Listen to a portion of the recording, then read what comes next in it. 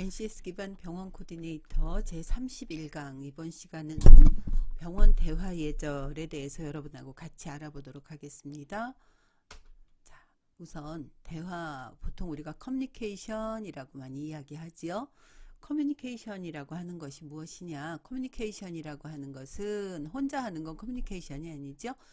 둘 이상 혹은 그 이상 사이에서 감정, 생각, 의견, 신념, 지식, 정보 등이 교환되는 모든 과정을 커뮤니케이션이라고 해요. 이 커뮤니케이션을 통해서 의식이나 태도, 행동 등의 변화가 이루어지게 되겠죠.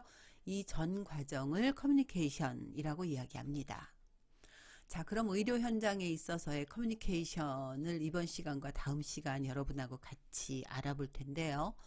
의료 현장에서의 커뮤니케이션이라고 하는 것은 환자하고 병원 근무자 사이에서 일어나는 소통과 상호작용 전체를 말합니다.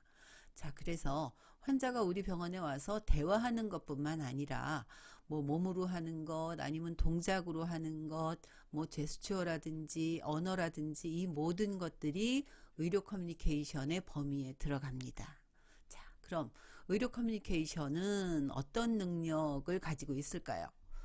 자, 의료 커뮤니케이션을 통해서 우리는 환자의 말에 귀를 기울이고 환자가 보여주는 언어적 메시지뿐 아니라 비언어적 메시지들이 있어요.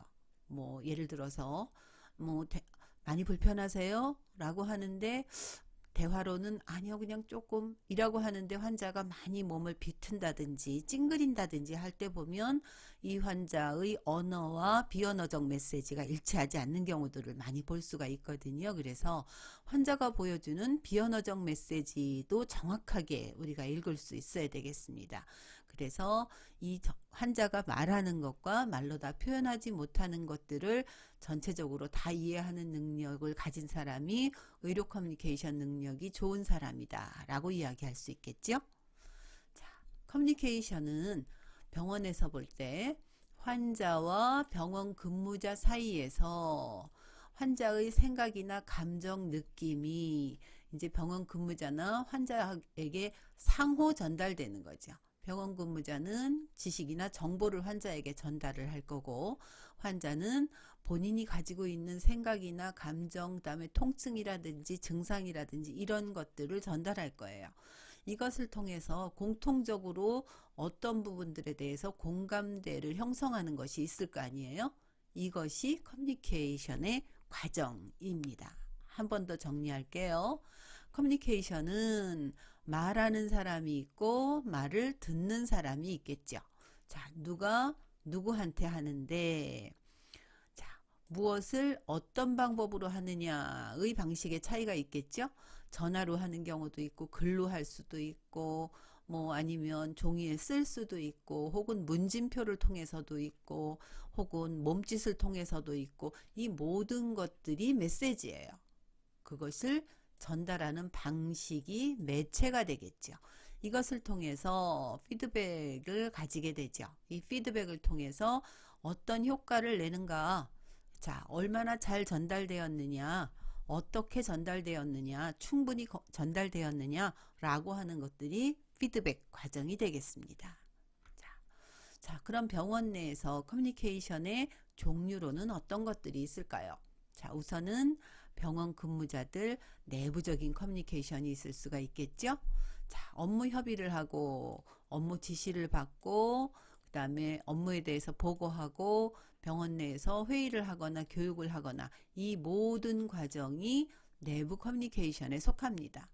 자, 그래서 내부적으로 커뮤니케이션을 잘 하기 위해서는 우리 아까 얘기했던 것처럼 메시지를 전달하는 사람과 전달받는 사람 사이에 정확하고 명확하게 메시지가 전달이 되어야 되겠죠. 자, 그래서 의료 커뮤니케이션은 이제 앞에서는 우리가 병원 내부의 커뮤니케이션을 보았고요.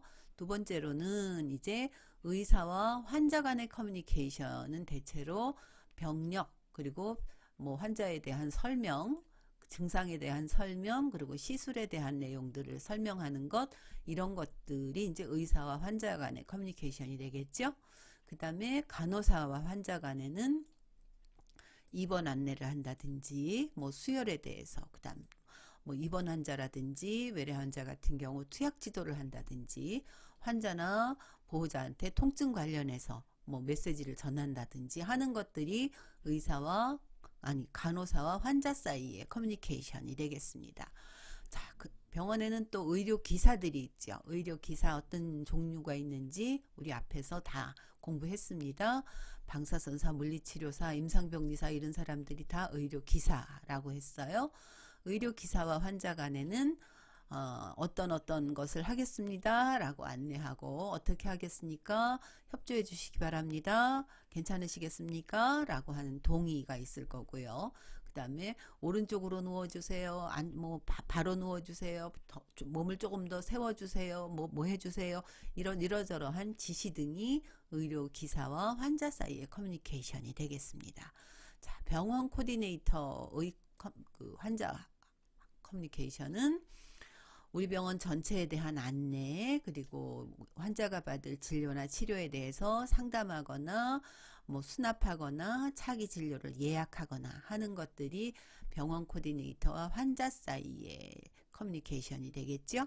자, 이것뿐 아니라 병원과 일반 대중, 자, 병원에 대해서 뭐 안내 글을 보인다든지 안내문이라든지 아니면 뭐 홍보 책자라든지 뭐 병원에서 어디에 기고를 했다든지 뭐 인터뷰를 했다든지 하는 것들도 전부 의료 커뮤니케이션의 범주에 속합니다.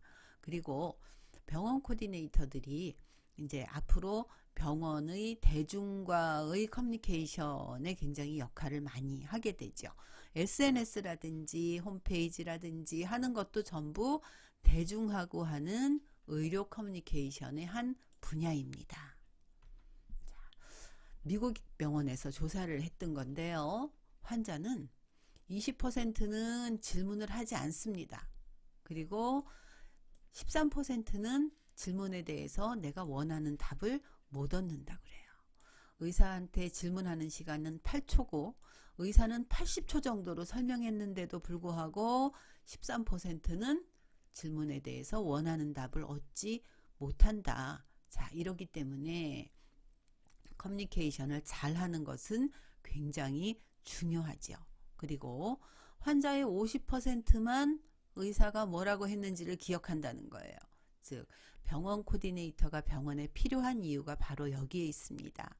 환자는 의사 선생님 앞에서는 끄떡끄떡 네네네네 대답을 하고 나와서 대체로 리셉션에서 다시 묻는다든지 아니면 이해를 잘 못하고 그냥 집으로 돌아간다든지 하는 경우가 굉장히 많잖아요. 그래서 환자들이 이 이해를 잘 못하는 이 부분들을 도와주는 사람이 병원 코디네이터라고 할 수 있습니다. 자, 커뮤니케이션은 그럼 왜 필요할까요?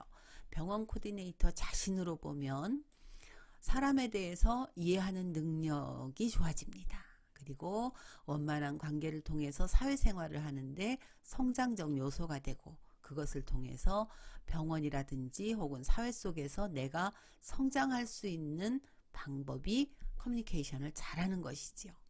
자, 우리 병원 전체로 보면 우리 병원 직원들이 동기부여가 되거나 어떤 의사결정을 확정하거나 우리 병원의 목표를 성과를 내기 위해서도 커뮤니케이션은 굉장히 중요합니다. 내부 커뮤니케이션 그리고 환자와의 커뮤니케이션 둘 다 중요하지요. 자, 이제 효과적인 의료 커뮤니케이션에 대해서 알아보도록 하겠습니다. 효과적인 커뮤니케이션이 되기 위해서는 가장 중요한 것이 상대를 배려하는 마음을 가지고 있어야 되겠죠. 그리고 잘 듣고, 우리가 경청한다 라고 하는데 적극적 경청이라는 표현을 여러분 들어보셨을 거예요. 그냥 듣는 것이 아니라 적극적으로 듣는 거예요. 적극적으로 듣는 것은 상대가 말하는 것, 상대가 표현하는 것에 대해서 반응을 해가면서 듣는 거죠. 그리고 잘 말하는 것. 자, 다시 정리합니다.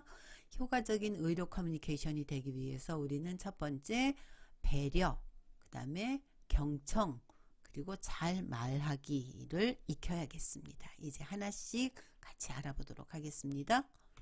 자, 첫 번째로 배려하는 마음은 다른 사람하고 나하고는 다르다라고 하는 데서부터 출발해요. 우리 앞에서 DISC를 통해서 상대와 내가 똑같지 않구나. 사람은 똑같은 상황을 보고도 달리 이해할 수 있구나 라고 하는 것을 여러분이 이미 익히셨을 겁니다. 다른 것은 틀린 게 아니에요. 옳고 그른 것이 아니라 서로 다른 것이지요. 자, 그래서 환자들이 나하고 똑같지 않아요. 환자들은 뭐 통증을 뭐 이렇게 표현하는 환자도 있고 그렇지 않은 환자도 있고, 그래서 특히나 보면 성형외과라든지 피부과 같은 경우에는 증상을 가지지 않은 환자들도 많이 오잖아요. 오히려 증상이 있는 환자보다 이런 환자들을 대하기가 더 어렵지요. 그래서 상대와 나는 다르구나 라고 하는 것을 항상 잊지 말고 상대를 배려하는 마음을 가져야겠습니다. 자, 여기에서 중요한 것이 바로 상대에 대한 관심이지요. 관심이 있으면 상대를 조금 더 잘 관찰하게 되고, 그렇게 되면 우리가 상대를 배려하는 것을 표현할 수 있게 됩니다. 자, 잘 듣는 것, 우리 아까 적극적 경청에 대해서 얘기했죠? 자, 적극적인 경청을 하기 위해서는 우선 집중해서 들어야 되는데 이 두 가지를 구분할 필요가 있어요. 적극적 경청을 할 때는 사실만 보는 것이 아니라, 사실만 듣는 것이 아니라 상대가 가진 그 느낌까지도 듣는 거예요. 말하는 사람의 느낌, 저 사람의 어떤 감정 상태에서 이렇게 표현하는구나 라고 하는 것까지를 들어줘야 되죠. 그리고 그것에 대해서 내가 공감하고 있습니다 라고 하는 것을 표현해 주는 것이 굉장히 중요해요. 어떻게 표현해 주느냐, 1분 동안 말하고 나서 2분 동안 들어주고 3번 이상 맞장구 치는 거예요. 맞장구, 뭐 보통 예 그러세요, 그러시군요, 그렇죠, 저도 그렇게 생각해요 라고 하는 것들이 공감의 표현이죠. 자, 그래서 적극적 경청 굉장히 중요합니다. 꼭 잊지 마세요. 잘 듣는데 어떻게 듣느냐, 집중해서 듣는데 사실과 느낌을 같이 듣는다. 그리고 상대방보다 더 많이 말하는 것이 아니라 더 많이 듣고, 그리고 상대가 하는 말에 대해서 적극적으로 공감을 표현해 준다. 공감을 표현하는 거, 네, 그렇군요, 그러셨습니까, 맞아요, 저도 그랬어요, 이런 것들이 공감의 표현이 되겠죠. 자, 공감에 대한 거 한 번 더 확정하겠습니다. 자, 감정에 대해서 느낌을 전달하는 거예요. 환자가 이거 또 해야 돼요? 라고 했을 때 문진표를 작성하는 것이 귀찮게 느껴지시는군요 라고 하는 거예요. 자, 작성하세요 라고 했을 때, 작성해 주세요 라고 했을 때 환자가 보여지는 태도들, 이것은 환자의 말이 아니라 그것에 보여지는 환자의 감정에 대한 느낌이죠. 자, 그리고 저희 병원 물리치료실이 아래층이기 때문에 이동이 번거롭다고 느껴지시는군요. 저라도 그랬을 것 같아요 라고 하는 거. 어떤 거예요? 환자가 물리치료실을 안내했을 때 네? 아래층이요? 라고 물었을 때 네, 아래층이요, 이렇게 하는 것이 아니라 환자가 말했을 때의 그 사람의 감정을 읽어주는 겁니다. 이게 바로 공감이지요. 공감하는 표현으로 또 다른 것은 재진술하는 방법도 있어요. 자, 어떨 때 사용하느냐? 확인이 필요할 때 사용해요. 5월 15일 4시요. 5월 15일 오후 4시가 좋다고 하셨죠? 자, 혹은 예약할 때 지난번과 같은 시간으로 예약하면 된다는 말씀이시죠? 라고 해서 환자가 한 말을 확인할 때 다시 한번 공감하면서 그것을 확인해 주는 것을 중요하게 생각하셔야 돼요. 왜냐하면 11월 11일, 10월 10일 같은 경우에는 틀리기가 굉장히 쉽거든요. 그래서 이런 것들은 반드시 확인하는 것으로 환자하고 나하고 같이 서로 똑같이 이해하고 있다라고 하는 것을 환자에게 확인시켜 줄 필요가 있습니다. 자, 또 다른 공감의 표현으로는 요약하는 경우가 있죠. 환자가 말을 중언부언하기도 하고 말이 굉장히 길어지는 경우도 있어요. 이럴 때는 어떨 때 사용하느냐? 환자가 한 말을 일단 정리하고 그리고 나서 거기에서 그 다음으로 대화를 발전시켜 나갈 때 해요. 자, 그럼 임플란트 하실 때 진료비를 분할로 결제하신다는 말씀이시지요? 자, 여기까지가 요약이었어요. 그러면 그 다음에는 그러면 몇 개월로 분할하실까요? 어떻게 하실까요? 라고 하는 그 다음 대화를 할 수 있겠죠. 자, 두 번째 보면 그렇다면 다음번 진료일에는 약간 늦으실 수도 있다는 말씀이시군요. 라고 요약했어요. 그럼 그 다음 어떤 대화가 있을 수 있어요? 그렇다면 선생님이 정확한 시간을 말씀하시기 어려우시니까 그 시간에 환자를 다른 분을 한 분 더 예약을 받아도 괜찮을까요? 이렇게 발전시켜 나갈 수 있지요. 자, 그 다음은 환자가 했던 말을 내 말로 다시 바꿔서 하는 환원이 있습니다. 자, 환자분께서는 대기실에 고객용 컴퓨터가 있으면 좋겠다는 말씀이시지요? 라고 해서 환자가 말했던 것을 내가 내 말로 바꿔서 한 번 더 전달하는 거예요. 자, 그 다음 또 오늘은 진료비 일부만 결제하신다는 말씀이시죠? 제가 맞게 이해했나요? 라고 확인해 주는 거예요. 그래서 재전달할 필요가 있을 때 이것은 환원하는 표현을 사용합니다. 자, 말을 잘하는 것은 굉장히 중요하죠. 알버트 메라비언의 7335의 룰이라고 많이 해요. 혹은 메라비안의 법칙이라고도 많이 하지요. 자, 메라비안이 어떻게 얘기했어요? 사람이 다른 사람하고 사람을 보았을 때 그 사람의 대화 내용, 말의 내용은 7%밖에 중요하게 생각하지 않더라. 기억나지 않더라. 그리고 그 사람의 목소리와 목소리 톤들이 한 38% 정도 영향을 미치더라. 오히려 그 사람이 보여주는 바디랭귀지가 55%를 사용하더라. 라는 거죠. 자, 그래서 우리가 다른 사람하고 대화를 할 때 우리 환자가 보여주는 바디랭귀지 그리고 환자의 목소리와 목소리 톤을 오히려 더 중요시 여기고 관찰해야 되겠습니다. 자, 지금 보여드리는 것은 커뮤니케이션 스타일 진단하는 양식인데요. 이것은 사단법인 병원 코디네이터 협회 홈페이지에 올려놓았습니다. 네이버에서 사단법인 병원 코디네이터 협회 이렇게 검색하시면 되고요. 자료실에서 여러분이 자료를 다운받으실 수 있도록 자료를 올려놓았습니다. 자, 그래서 앞장과 이어서 올려놨으니까 확인해 보시기 바랍니다. 자, 이번 시간에는 커뮤니케이션의 정의, 과정, 종류, 그리고 커뮤니케이션이 왜 필요한지, 그리고 효과적인 커뮤니케이션을 위한 배려, 경청의 스피치 기법, 그 다음에 공감, 재진술, 요약, 환원의 기법과 메라비안의 법칙에 대해서 여러분하고 같이 알아보았습니다. 다음 시간에는 병원 대화 예절 두 번째 시간 여러분하고 같이 알아보도록 하겠습니다. 고맙습니다.